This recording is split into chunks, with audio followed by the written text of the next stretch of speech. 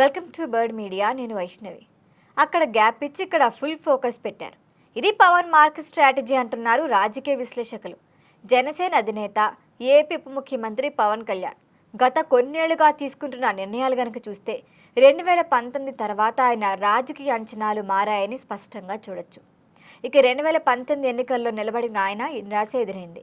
మరి దాని తర్వాత 2020లో బీజేపీతో పొత్తు పెట్టుకున్నప్పుడు కూడా ఆయనపై చాలా విమర్శలే వచ్చాయి. కానీ అదే వ్యూహాన్ని ఆయన విస్తరించి టీడీపీ బీజేపీలను కలిపారు.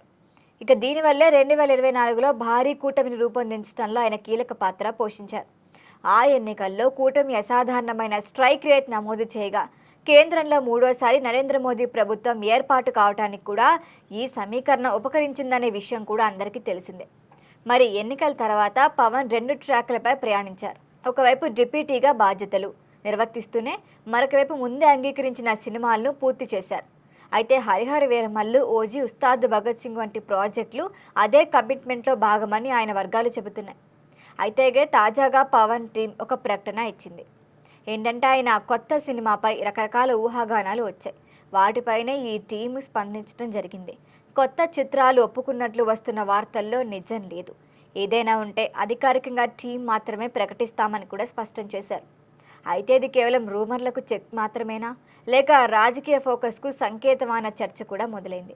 అయితే ఇందులో భాగంగానే పవన్ కళ్యాణ్ ఫోకస్ అంతా సినిమాల కన్నా ఎక్కువ రాజకీయాలపైనే పెట్టినట్లుగా అందరూ ప్రశంసిస్తున్నారు. అయితే ఇక ముందున్న రాజకీయ కాలక్రమం చూస్తే వ్యూహం అర్థమవుతుందంటున్నారు పరిశీలకులు. కూటమి ప్రభుత్వానికి 2 ఏళ్లు దాటిపోతున్నాయి. మరో 6 నెలల్లో స్థానిక సంస్థల ఎన్నికలు ఉండొచ్చన్న అంచనా కూడా వస్తోంది. మరి ఈ ఎన్నికలను ప్రతిష్టాత్మకంగా తీసుకోవాలని కూటమి పార్టీలు భావిస్తున్నాయి. జనసేన ఇప్పటికే దానికి సంబంధించిన సభ్యత్వ నమోదు డ్రైవ్ను వేగవంతం చేస్తోంది. గ్రౌండ్ లెవెల్లో బలపడితే పొత్తులో ఎక్కువ సీట్లు సాధించొచ్చనే లెక్కతో కదులుతోందని పార్టీ వర్గాలు చెబుతున్నాయి.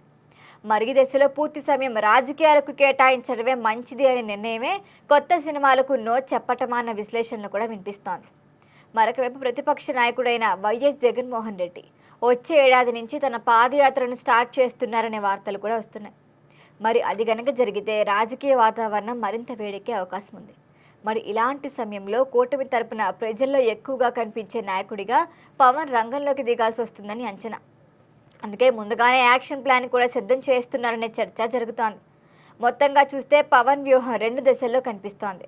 మొదటైతే కూటమి నిర్మాణం, తర్వాత సంస్థాగతాన్ని బలపరచడం, సినిమాల గ్యాప్, రాజకీయాలపైనే ఫుల్గా ఫోకస్ పెట్టడం. అయితే ఎక్కడ గ్రిప్ తీసుకోవాలి, ఎక్కడ వదలాలి అనే విషయాన్ని మాత్రం బాగా పట్టుకున్నారు ఆయన.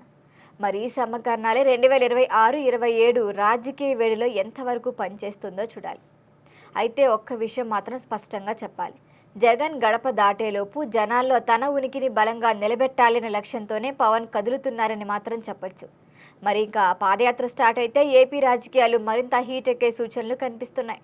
చూడాలి మరి ఏం జరుగుతుందో. దీనిపైన మరిన్ని అప్డేట్ల కోసం చూస్తూనే ఉండండి బర్డ్ మీడియా.